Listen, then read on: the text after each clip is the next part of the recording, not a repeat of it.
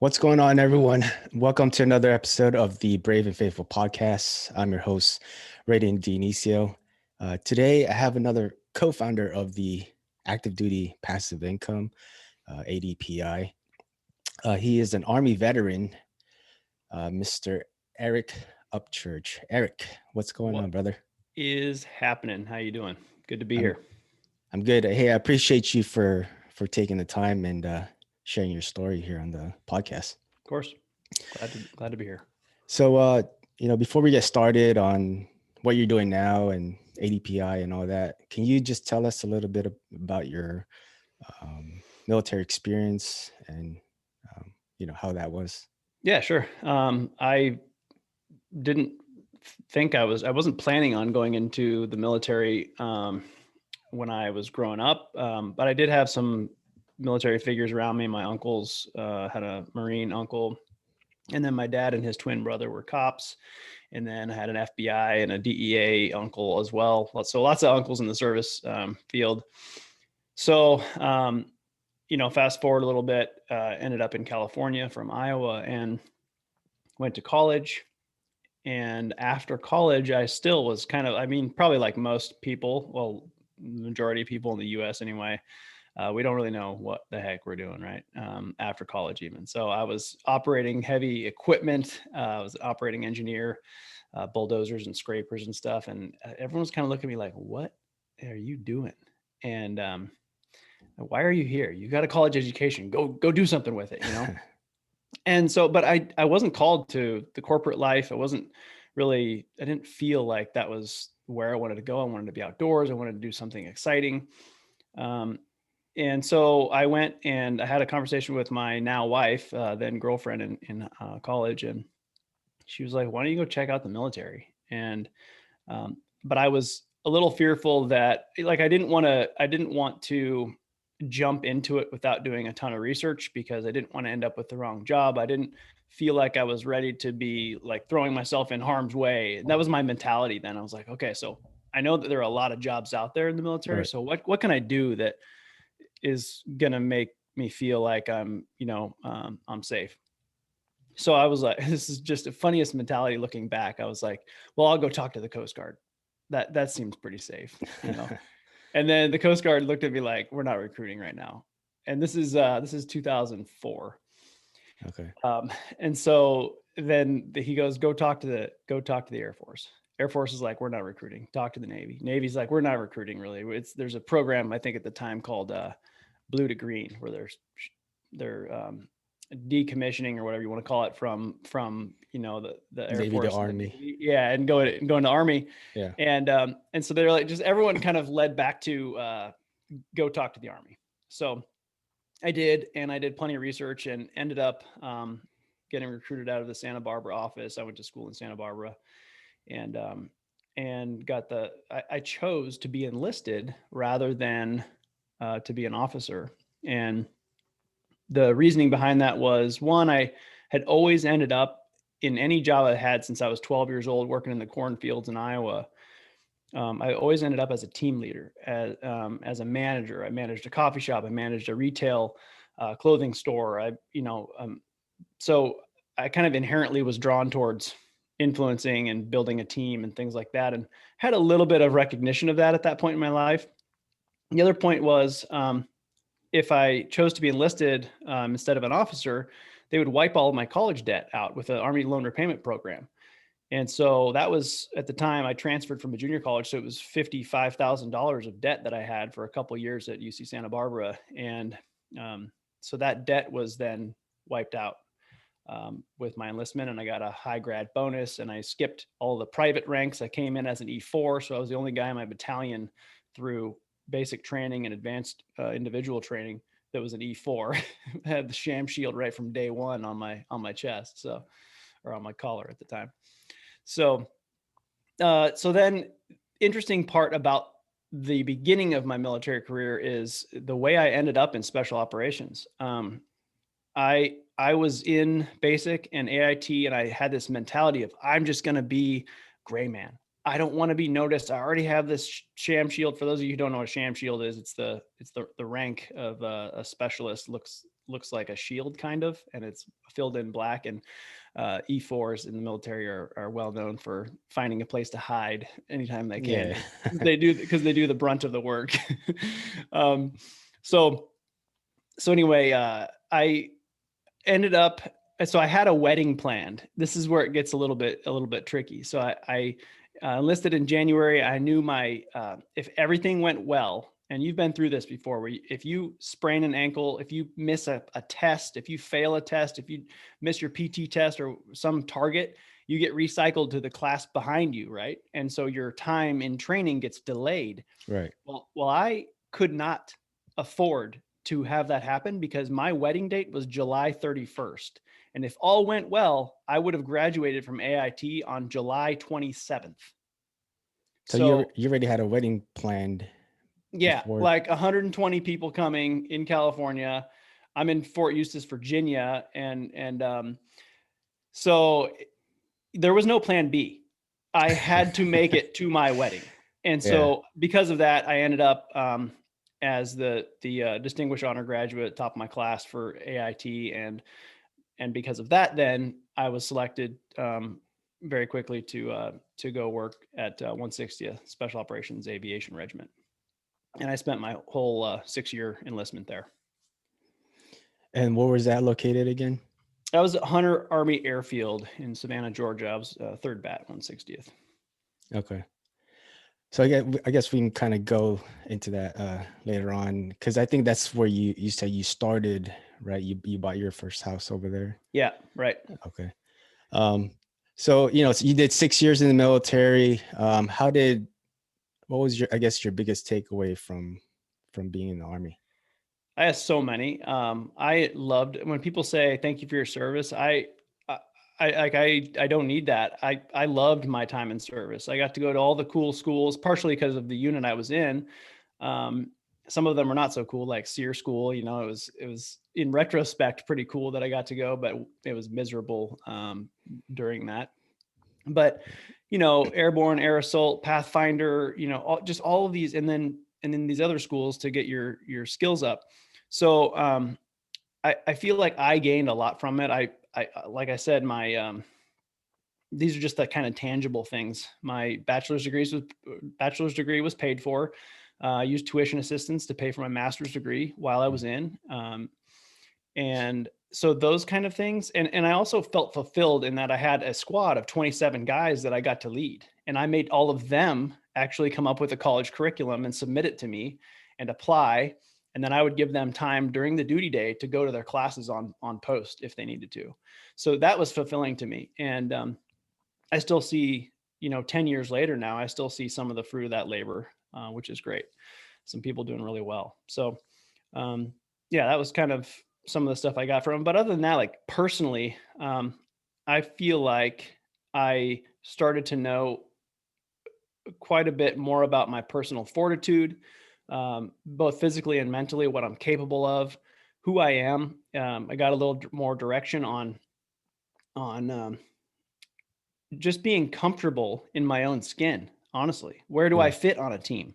I don't need to try to conform to some other piece of a team that isn't best suited for me. I feel like I was made the way I am for a specific purpose. And that's what I now can go out and give to others. And it's going to fit for some people and it's not going to fit with some people. But that's okay. So realizing that that's who I am, that's how I was made, that's how I tick. I can go out there with confidence and help people in a big way. Yeah, the military in general just throws you in situations where you're not comfortable, but you adapt and you overcome those situations, and you're better for it afterwards. Yeah, so absolutely. So you mentioned that you had a college degree before you joined the military. You know, I find that a lot of veterans, when they get out, they struggle. They go back to school as like their general, like thing that they want to do after the military. But you had your degree. How was your transition when you left the service, and how did you find, your second service, what you're doing now? Yeah. So my first so when I was ETSing, going through the paperwork, I had decided that I wasn't going to reenlist. I actually got a job offer in California through a friend of a friend, and then I deployed one more time to Iraq after I had accepted that job offer. So that was just a kind of a coincidence that someone said. So I was actually, with my background in special operations aviation, with a master's degree in aeronautical science, with all the schools that I had been to that were relative to my job in the military, I was applying to Northrop Grumman, Bell, Lockheed, Boeing, all the companies, that we had been working with on our aircraft. And the responses that I was getting, this is 2010 that I was starting to kind of apply to these companies. Terrible time to exit the military because everyone was like, sorry, we're not hiring. We're laying people off by the hundreds right now. Sorry, So thankfully I had this job offer, and it's actually 10 years later. That's the W-2 I still maintain. And so it was good enough at the time, to get back to the San Francisco Bay Area where my wife's family was. That was a big goal of hers, because she had sacrificed 6 years of her life away from California to go out on the East Coast where we were stationed. So the transition, physically, the transition was good because I came back, had a job, had some family there. Mentally, what I realized was, and there was a particular day where I was, my job was going and talking to people and educating them. And so I go on an exit ramp, and I see a homeless veteran. And I'm just like, man, I just had this moment of like, I remember it was 3rd Street in San Francisco. And I just remember thinking, I bet you 20 years ago, that veteran did not know that he had some issues. I bet you he didn't know he was going to be sitting on the street asking for money right now, 20 years ago. Right. And so I thought, well, I should probably go get checked out. Just my family, I owe that to my family. I was also the burial detail NCOIC for 160th. So anytime we would lose somebody, we would stop what we're doing for a couple weeks, and we would we'd have to go survey the grave site and prep to go to their hometown. But these are people that I worked with for 6 years. This isn't just like Arlington, where you can give somebody the honor they deserve, but you don't know who they are. This was my buddy that I went to AIT with.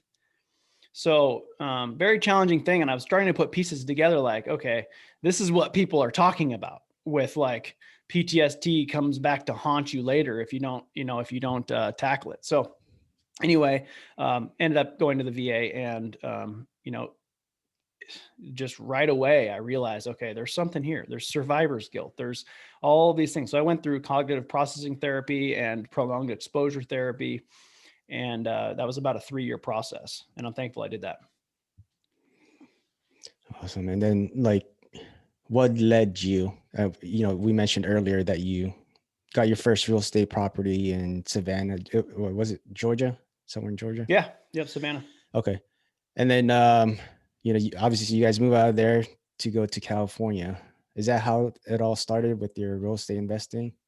Yeah, so we bought that house. I was in Iraq when we bought that. My wife had power of attorney, and it was new construction, nice house. And obviously that's kind of what active duty passive income is all about now, is teaching people, when you PCS and you buy a house, you need to be prepared to analyze your next primary residence as a potential future rental. And that's not what I did. That's not what you probably did on your first house. It's not what most people do. They just buy a house and they're like, well, I can afford this. I'm going to use a VA loan and I'm going to roll this all in there. Well, so when I got out, moved back to California, we were like, we can't sell this 2010. We would lose money if we sold this house right now. So we got a renter in there, and it was netting about $80 a month in cash flow, which anytime something broke, that was gone, right? I mean, even one tenant turnover cost $1,000. You just burned the whole year of income, right? So those don't tabulate my math there. That was terrible math, but I'm just saying, tenant turnover is always the number one highest expense, right? So, but anyway, so I realized, I was like, okay, is this duplicatable? I'm back in California now. And I'm like, I read Rich Dad, Poor Dad, and I'm starting, like, I went to a seminar, a real estate seminar, and I'm starting to read books. And I'm like, is this duplicatable? Can I repeat this in California or in my hometown or wherever? How do I do this? So just asking questions.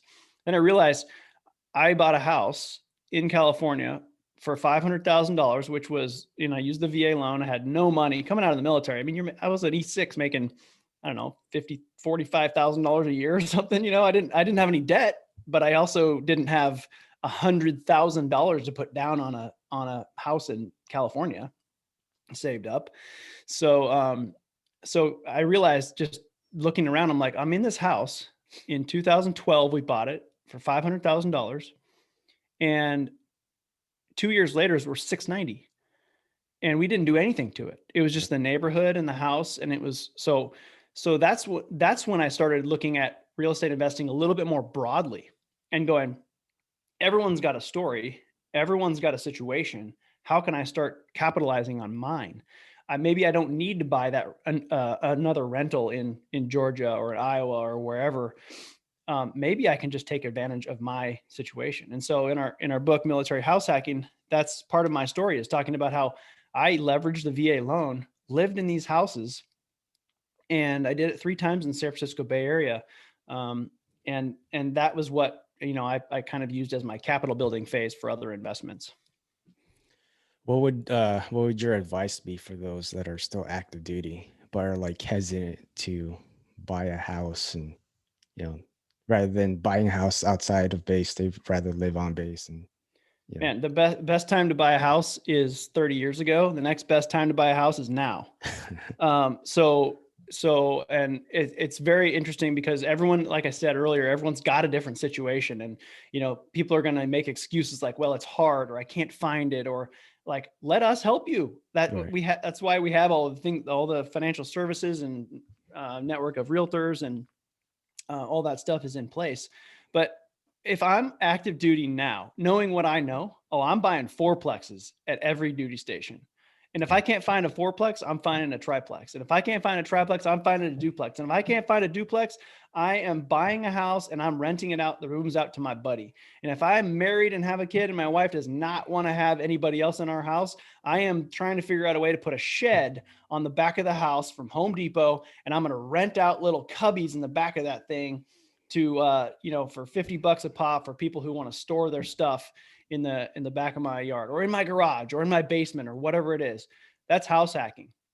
So that's the crazy thing about the power of the VA loan, is you can buy a fourplex with zero out of pocket. The seller can even wrap in the closing costs and pay for that stuff. So you can literally come out of pocket with no money and buy a fourplex. And so I just wish I knew that was like a thing that you could do. And you have to live in one unit, obviously. Yeah. And that's great. Live in one unit. You probably are living in a fourplex for free at that point, that you own, if you've got 3 other tenants paying you every month. And then what you do is renovate the unit you're in. Put just the basics. Put new countertops on, new flooring, new paint, whatever the market standard is for that area. Increase the value of that unit. Then when one of your neighboring tenants moves out of their unit, you move over there and rent out your side that you just renovated for a higher price. Yeah. Okay. And then, if you're at your duty station for 2 years or 4 years or whatever, which is pretty rare nowadays, but you can have that whole thing renovated. You can, and when you move, you repeat that at your next duty station. And some people are like, well, how do I do that? Well, we've heard of people refinancing that property to a conventional loan. That's all dependent. You have to talk to your lender about that. Getting a second VA loan is an option. I've had 2 simultaneous VA loans. I know that people have had 3 or more simultaneous VA loans. It really just depends on your situation. And then there's obviously conventional loans that you can do. If I can get into a property, I will. So there's FHA products. There are options outside the VA loan, obviously, that people can use to get into the next property. So the point of that whole thing is get started. Don't wait at all. Rates are crazy low right now. I mean, I've refinanced my primary residence in California twice already. I've owned it for 2 years, and I'm at 2.99 interest rate. And I'm already looking at like, okay, if rates on a VA jumbo IRL are at 2.25, should I refinance a third time? Which is crazy. It's crazy to think that people are even thinking about that when you're under 3%. But my first loan was 6.25, and I was like, oh, this is great. So Yeah, it's crazy now. It's been talking to Spencer with you guys refinancing my current primary residence. I think we're at 2 and 2.7 right now. So that's crazy, yeah, it's crazy. man. So go ahead. I'm refinancing a couple of my I sold 3 of my single family properties, and I have 2 others that I'm refinancing right now. And I'm reminded of all the paperwork that it takes to refinance. Oh, it's such a headache. But hey, if it saves a little bit, increases your cash flow, sometimes you got to do what you got to do. Yeah. And it's funny you mentioned that because, before I found ADPI, you mentioned earlier, you can use your VA loan to get a fourplex. And I was married now. That's to the decision of the boss lady. We can't. Yeah, you bet. So, and that's a perfect example of like, and that's why I said it quickly. I kind of breezed over it. Your spouse needs to be on board when you're doing these things. Right. Like my wife would not have wanted me to have a shared walls or something like that. So our version of the house hack, our capital building phase, was just using the VA loan. And the first house we did was all market appreciation, which means as the market goes up, my house appreciates, right? The second one, so then we took that cash, injected it into this next one. It was a beach house, a couple blocks from the beach in a town called Capitola. We bought that one for $905. And I'm stretching here, guys, by the way. I'm just a guy with a W-2, like, can I afford this payment? Can I qualify? Right. And so we bought this house for $905, but it needed a little bit of work. So this one was a combination of market appreciation and definitely a lot of forced appreciation. We actually demolished, it was a 4-bedroom. We collapsed the 4th bedroom, which is oddly situated in the middle of the house, and expanded the master bedroom and the living room with that space. And that turned in 9 months, we sold that house for 1.158. That was a $250,000 delta because we forced appreciation on that property. But again, we were living in it with our kids and everything, and we weren't planning on selling it. That was going to be our, forever beach home. But then we started looking around at the neighborhood. We started going, wait a minute, could this thing sell for and then we had a real estate agent come over, and he's like, oh yeah, you get some cash offers on this thing. I'm like, okay, let's talk. Nice. So, ADPI, how did you get involved with ADPI, and how did that all get started? Yeah, so ADPI, Active Duty Passive Income, is a military education platform and community, and it started off with me and Markion and Mike. Markion's the founder, Mike and I are co-founders, and so it was in the fall of 2017. I actually got a lead to a Facebook group called Active Duty Passive Income, where Markion and Mike were just trying to figure out, they had done the first Real Estate Investing Academy. Markion had written a portion of the military house hacking book, and they just had the concept of what ADPI could be. It was really just Markion trying to show people, like, document his experience, right? Of how an immigrant can come to the U.S. and live the American dream, and real estate seems to be the way to do it. And so he was just kind of adding value to people by showing what his process was. And Markion still, as we record this, is still active duty Marine. So doing it while he has a W-2. So from there, I joined the team and said, well, I have expertise in tax liens and in some single family stuff in turnkey, and I've done some private lending, and I was a limited partner on an apartment complex. And so I had this passion. I was like, yeah, like, let me help you guys figure this out. So then from there, we took it and we built the community. We built it's, mostly housed in a Facebook group of right now, almost 15,500 members, Yeah. a closed group. So everyone has to be vetted to come in, but it was adding value. What 5 pieces of value can we add? And I distinctly remember Markion calling me one day and saying, hey dude, can you do a Facebook Live? And I'm like, I don't know what that is, but it sounds pretty cool. And then I wrote a script. Like, it's funny you're taking me back to this, because I wrote a script. I was sitting at my son's baseball game and I was in my truck and I had written out a script of like what I was going to say on a Facebook Live. And you didn't say any of it. No, and I was just like nervous talking to myself in my truck, Yeah. And so what we've done is we've created a massive community now that was basically just adding value and listening, adding more value and listening. And what our audience told us, what our brothers and sisters in arms told us was, we need more education. We need more resources.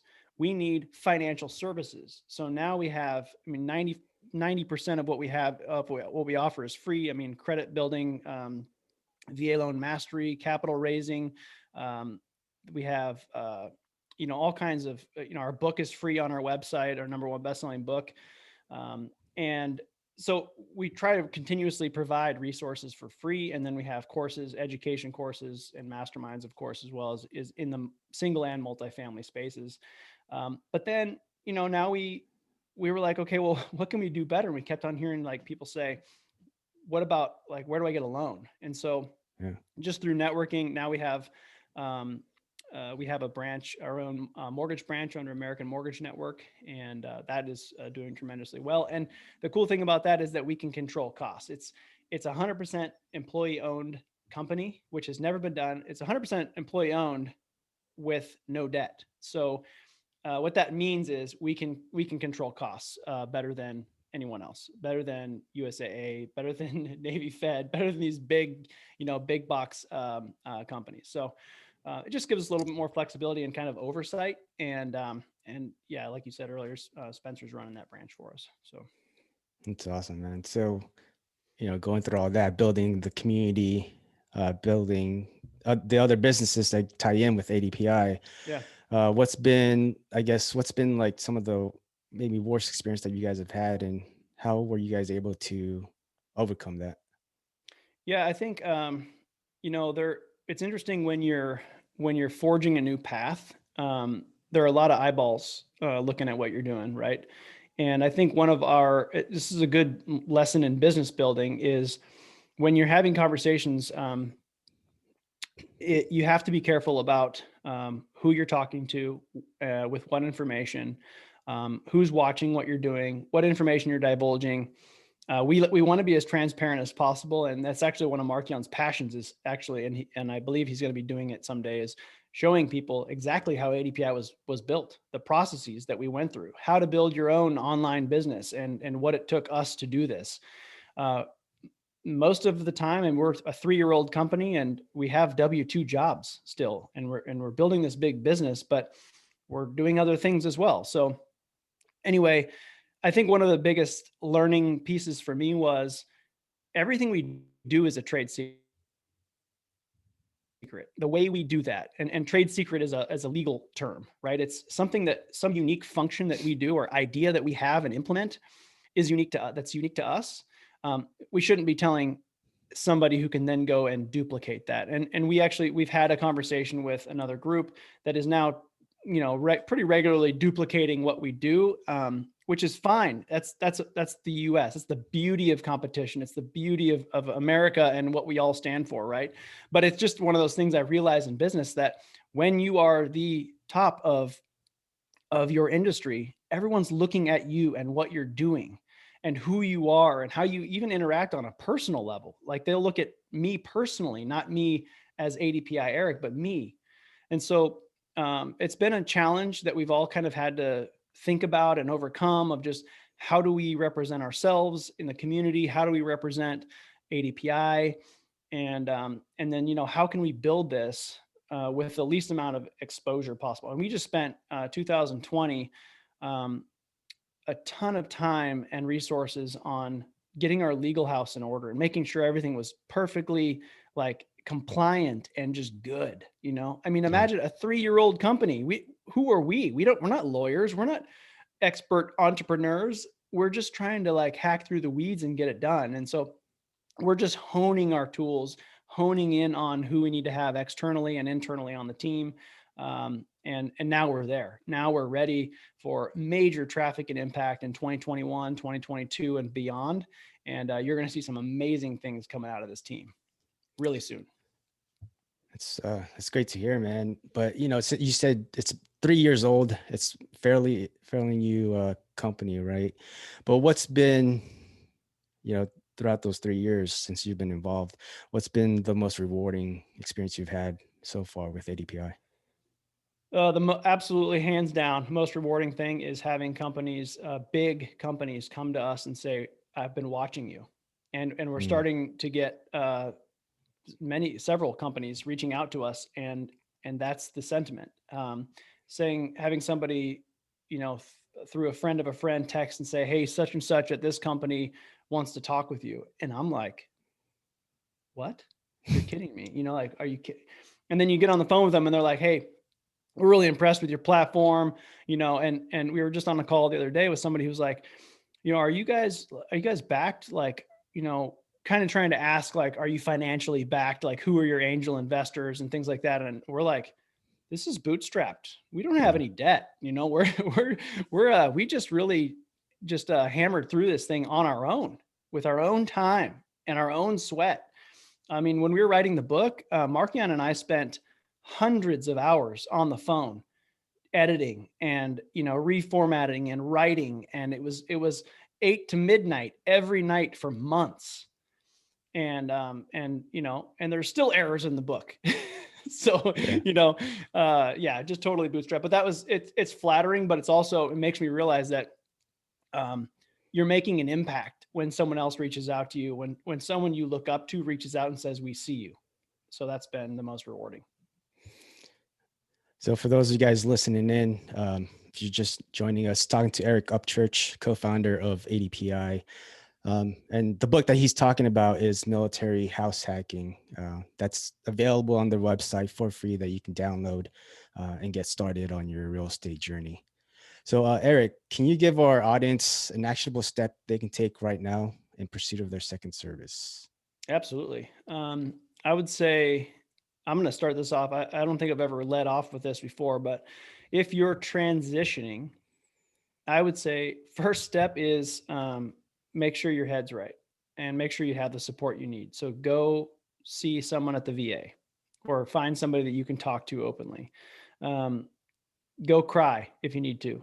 And most of you out there listening are saying, "Oh, what's he talking about?" Well, I'm pretty proud too, but not too proud to say that tears were rolling down my face the first time I went to the VA, and they told me that I had survivor's guilt, and they explained what that was, and I explained my story. So go make sure, if you want to impact the most amount of people outside, including yourself, your family, and if you want to go live that life that you deserve, go make sure your head is right first. Okay. At least make sure you know where to go when you have challenges.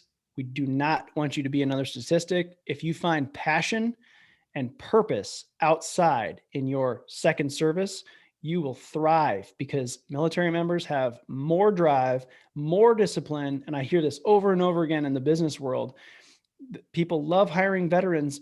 I heard this from a non-veteran the other day. We love hiring veterans because what we see is they're always here. They're always attentive. They always have new ideas. They're adaptable. They don't whine when things change. So those are the things that you can go out there and offer, but you need to find passion and purpose, excuse me. So I can give you more, but that was where I would start. But there are the real success formula for you once you find the thing that you want to do, the people you want to impact, the mission you want to drive on, the purpose that is best suited for you. There are 4 things that you need to do. You need to learn all you can about it. That is a huge piece of it. Just dive in, become the SME, subject matter expert. Dive in and learn all you can. There's all kinds of resources out there. Yeah. The next thing is you're going to network your butt off.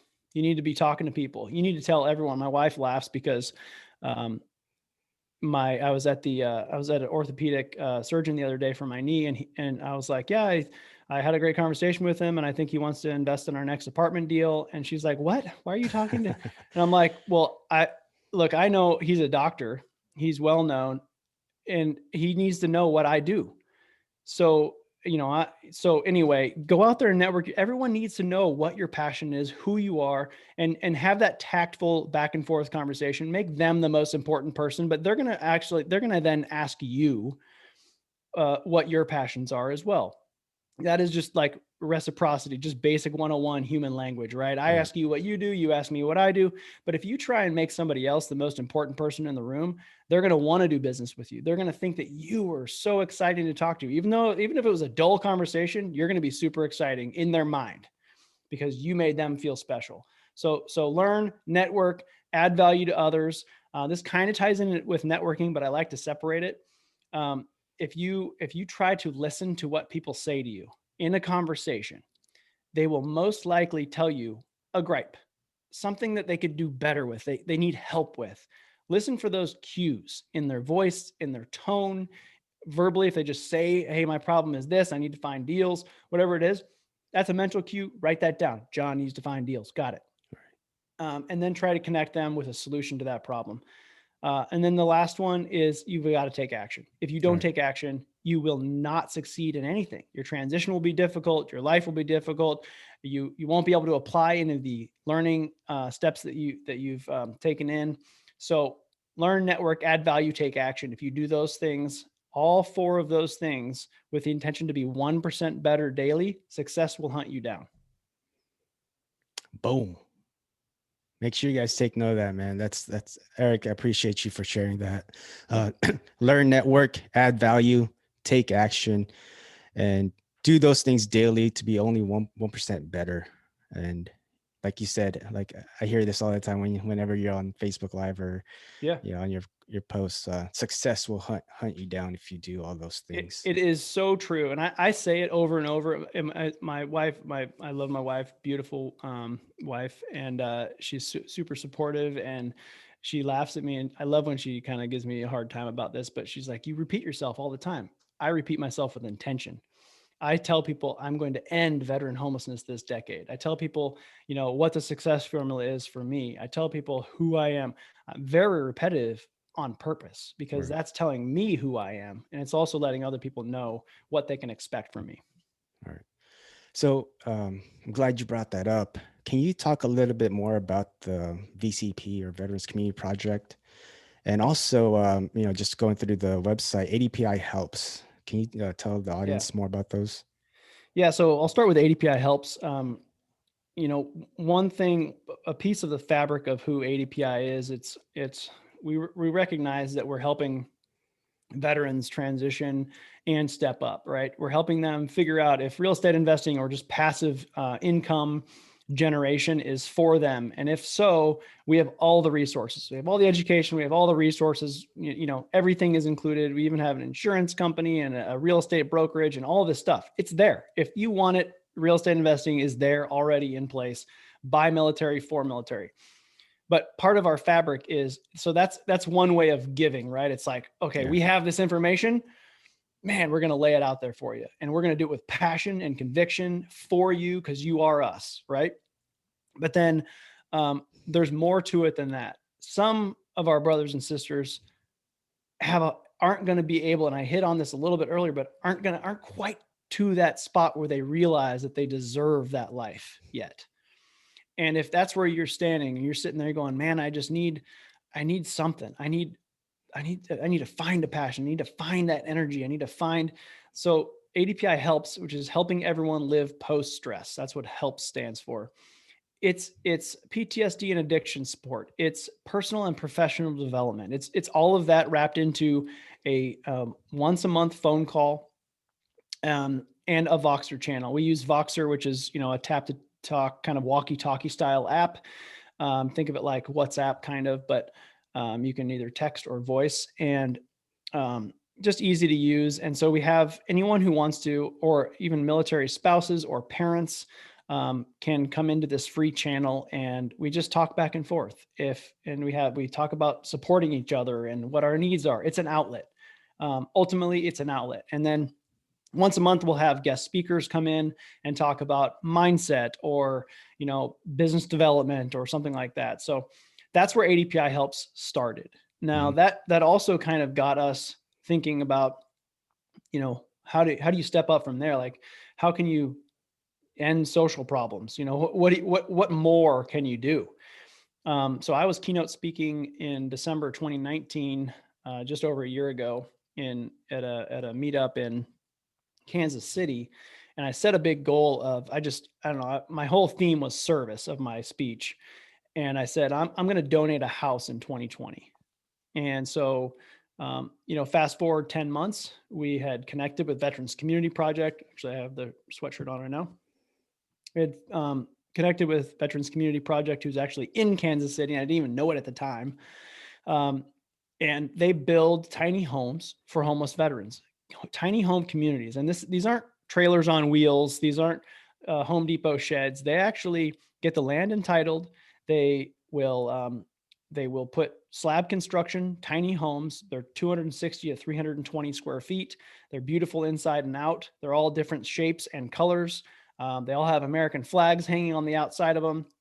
They have vinyl plank flooring and stainless steel appliances and granite countertops. Each of them has its own bathroom and bedroom. So when a veteran is found the need for housing, they are interviewed. They come into the process. They can stay in these homes for up to 2 years and 1 day. And when they leave to permanent housing, they take all the furnishings in that dwelling with them. So the bed, the pots and pans, the dishes, all of that stuff comes with them, the TV, the whole thing. So that is, and there's so much more. They build a 5,000 square foot community center on site that provides medical evaluations, dentistry, cooking classes. I mean, because if you're a homeless veteran coming off the street and you've been homeless for 10 years, and then all of a sudden you're supposed to transition to your own apartment, you might want to know how to use the oven, and that type of thing. So they really do package the whole thing in there. There's so much more to what they do, but they're building another tiny home community in Longmont, Colorado, followed by St. Louis. Both of those have broken ground.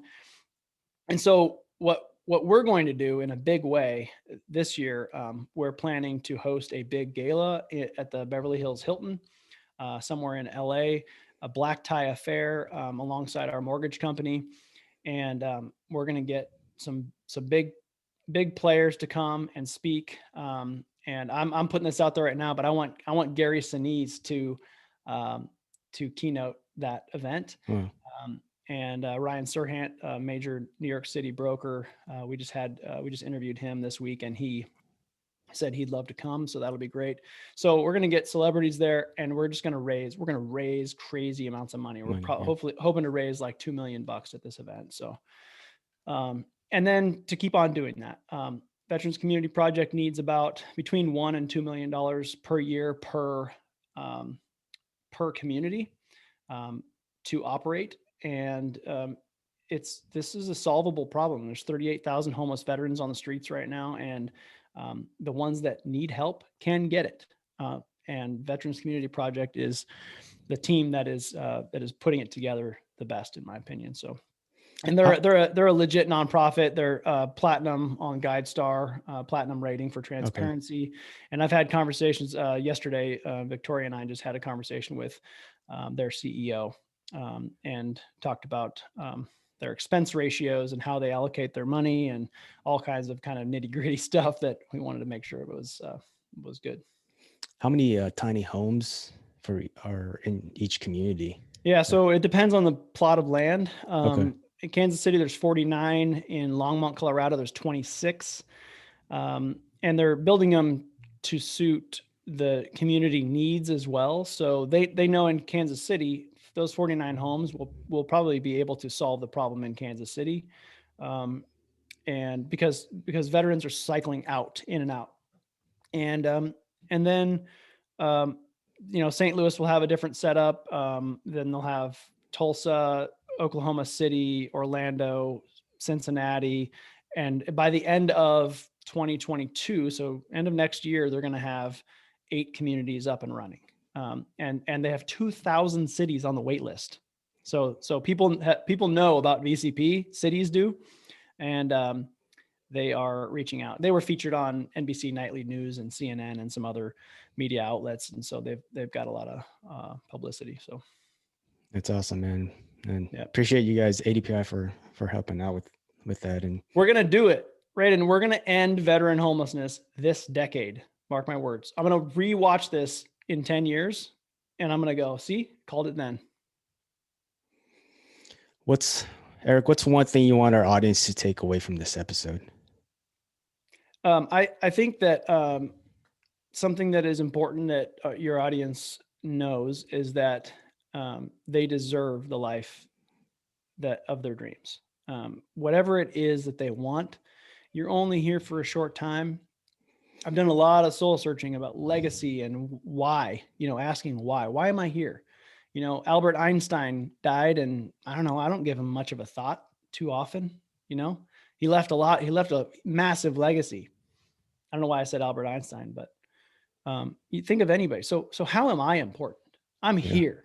I'm here for a reason. So if you're listening to this, you're here, you're breathing, you have purpose. Right. What's that purpose? What legacy can you leave behind? Not legacy like some miraculous like thing, but like what trail of betterness are you going to leave behind you for your kids, for your family, for other people you want to help? I just want things to be a little bit better because I spent time in this life working on it. That's it. So whatever it is in this world that you want, go get it. You deserve it.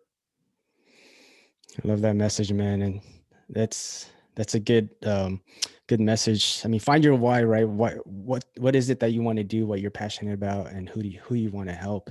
Yep. And like you said, every day, just be 1% better, and success will hunt you down. So Eric, going into our second segment here of the podcast. So this is where I ask the same 5 questions I ask all my guests. So are you ready? I think so. All right. So first question, what's one hobby you enjoy? Hobby I enjoy mountain biking with my kids, or sometimes solo. We live close to a lot of mountain bike trails, and while I don't have some fancy mountain bike, I love getting out there and just getting into the mountains and fresh air, and just taking my family on a mountain biking ride. Yeah. And then second question, if you had to choose one person, dead or living, to hang out with for one day, who would it be and why? Living or dead? Yeah. Man, I think it's got to be some stoic. I mean, I feel like somebody who can enlighten me, maybe Gandhi. Just I want to absorb little 1-sentence knowledge bombs. Yeah. Yeah. Next question, recommend a book for our audience to read.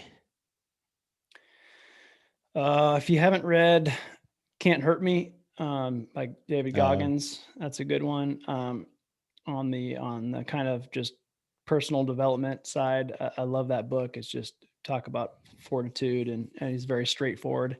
Then on the financial side, I was just talking about this yesterday, but Money Master the Game, Tony Robbins.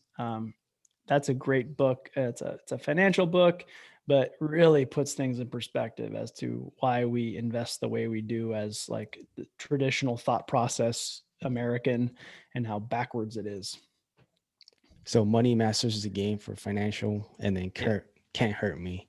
Yep. Yeah. And listen to the audiobook for Can't Hurt Me. I agree with Goggins reading it. Yeah, definitely. Yeah, that was good to listen to. All right. So next question, what's your favorite quote and why? Ooh, one of them Well, I've got several, but one of them I would say is whether you think you can or whether you think you can't, you're right. I tell that to my kids pretty often, and a kid kind of gets a giggle out of that. Like, what does that mean? So explaining that is fun. And then another one I actually have on one of my vision boards is a leader's best when people barely know he exists. When his work is done, his aim complete, people will say, we did it ourselves. That's Lao Tzu. I love that, man. Um, whether you think you can or you think you can't, you're right. That's Ford. Yeah. Awesome. All right. So last question, where do you see yourself in a year, 5 years, or even 10 years from now? Top of the world. No. So a year from now, I see myself spending 95% of my time on ADPI and building a community with my teammates that I love working with, and just seeing that develop is going to be amazing. 5 years, I see us growing to the point where we are in a brand new niche, but on a more massive kind of media scale, and doing things better, cheaper, faster, more amazingly than the USAAs of the world.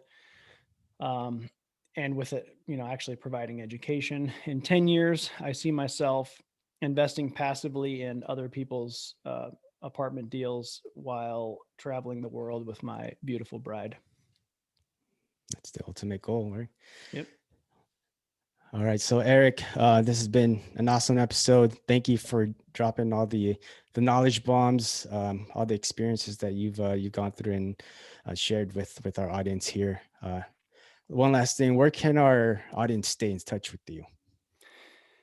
So you can get me, I'll give you my email address. It's eric@activedutypassiveincome.com. You can find me on Instagram at Real Eric Upchurch. Believe it or not, there are several Eric Upchurches out there in the world. And then, I just dabbling with Clubhouse at Eric Upchurch, although I'm not spending a ton of time on it at this point. But follow me on social media. You can find me anywhere on Facebook as well. Awesome, man. I appreciate it again for your time. So guys, make sure you go check out Eric at ADPI and continue to learn, network, add value, and take action. And like Eric says, success will hunt you down. Eric, I appreciate it again. Till next time. I'll see you soon, brother. Thanks, Raiden.